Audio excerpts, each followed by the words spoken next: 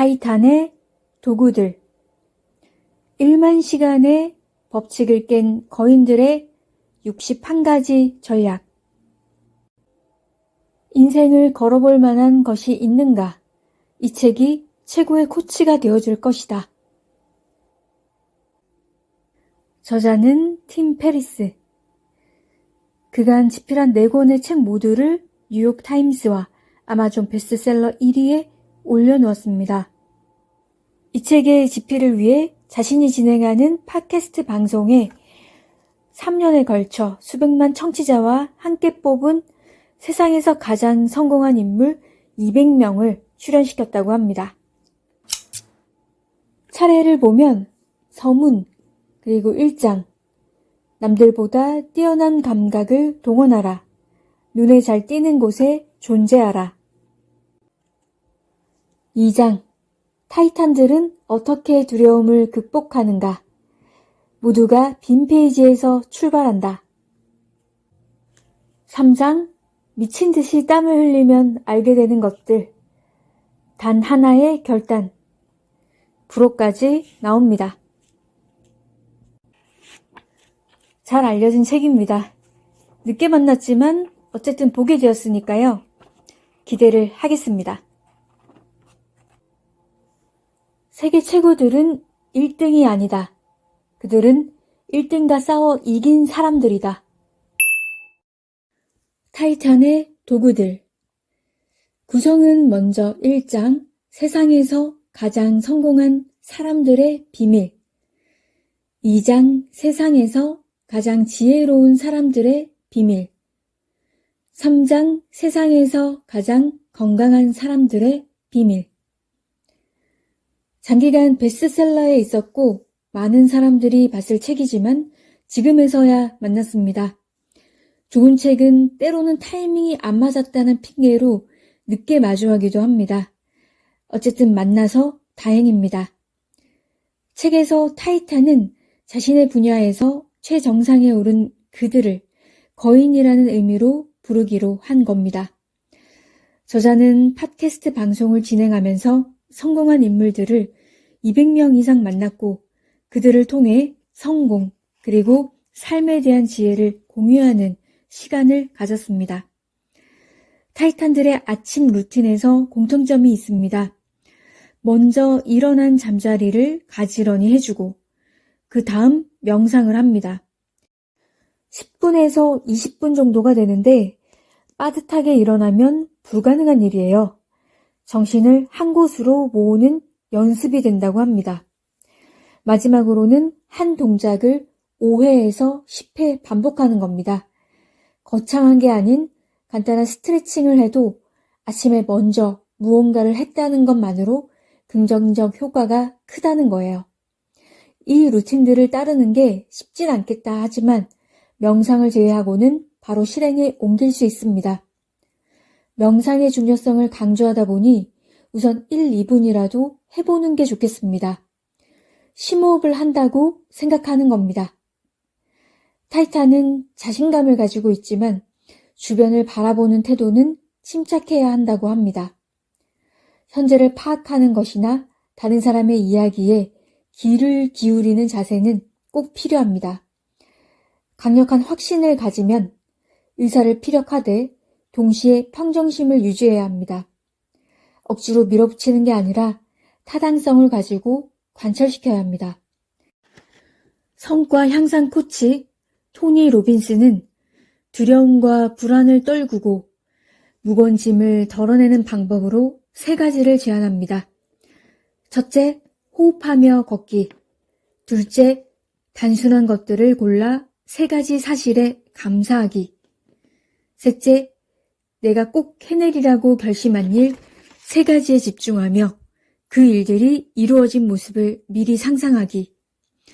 불안감을 떨쳐야 한다는 막연한 생각보다는 이렇게 명확하게 떠올리고 호흡을 하면 훨씬 도움이 되겠습니다.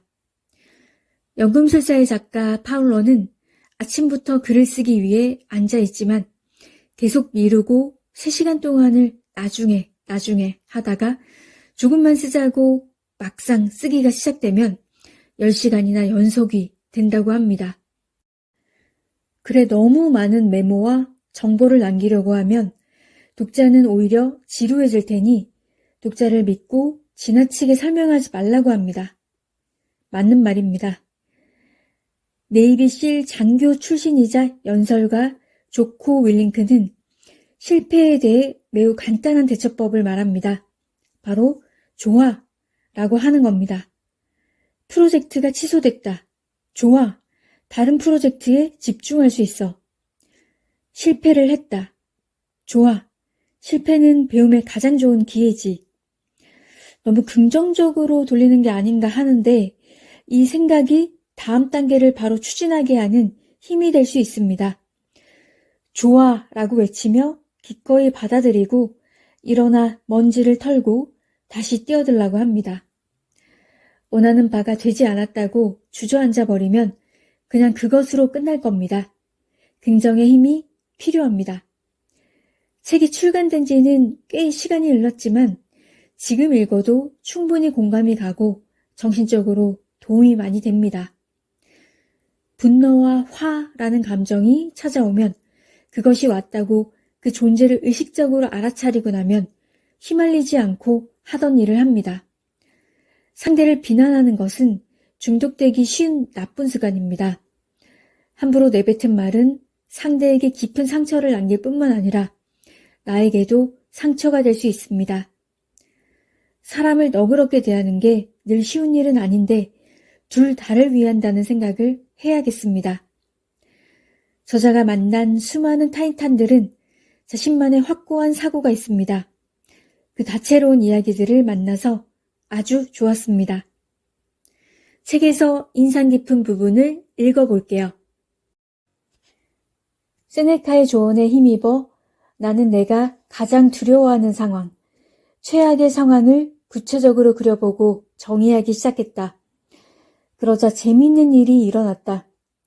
꼬리에 꼬리를 물고 나를 불안의 늪으로 빠져들게 했던 생각들이 돌연 긍정적인 상황을 설정하는 데 도움을 주기 시작했다. 최악의 상황은 회사가 문을 닫는 것이었다. 그러면 나는 언제든 예전 경험을 살려 임시 바텐더로 일을 시작해 월세를 마련할 수 있을 터였다. 가구를 팔고 외식비를 줄일 수도 있었다. 방법은 많았다. 최악의 상황이 닥쳐도 생존은 가능했다. 생각이 여기에 미치자 생존을 넘어 정상적인 일상으로 돌아가는 것도 그리 어렵지는 않겠다는 자신감이 생겼다. 그 무엇보다 회사가 문을 닫는 상황이 치명적이지는 않았다. 살다 보면 생길 수도 있는 일이지. 이봐, 팀, 너무 걱정 마. 아무런 영향도 끼치지 않는 것을 1, 삶이 완전히 바뀌는 것을 10이라고 할 때 내가 생각한 최악의 시나리오는 3에서 4 정도의 영향을 끼칠 뿐이었다. 그것도 임시적으로. 맙소사, 이제 내 인생은 끝장이야 라고 외치는 사람들은 명심해야 한다. 인생이 정말 끝장날 상황이 찾아오기란 여간 어려운 일이 아니라는 것을. 그렇다면 최악이 아니라 최고의 시나리오는 어떤가? 내가 생각한 최고의 시나리오는 분명 내 삶에 9에서 10 정도의 긍정적인 영향을 끼칠 것이다. 자, 정리하면 이렇다. 예를 들어 최악의 상황이 될 가능성도 낮고 최고의 상황이 될 가능성도 낮다면 우리는 어떤 상황에 베팅해야 하겠는가? 이 책을 쓰기 위해 만났던 타이탄들은 이렇게 말하곤 했다. 성공하려면 높은 리스크를 감수해야 한다고 생각한다. 맞는 말이다. 그런데 정작 큰 리스크를 감수하겠노라 결정하고 대담하게 뛰어들면 생각보다 큰 리스크는 별로 없다. 정작 리스크보다 더 많이 만나는 것은 인생을 바꿀 만한 잠재력, 즉 다양한 가능성이다. 그러므로 인생은 어떤 리스크를 선택할 것인지로 결정되지 않는다. 어떤 가능성을 선택할 것인지, 더 큰 가능성을 놓치고 있는 것은 아닌지의 여부로 결정된다는 사실을 생생하게 알게 된다. 네, 여기까지입니다. 결심한 게 있으면 최악의 상황을 미리 예측해보고 실행하는 게 낫겠습니다.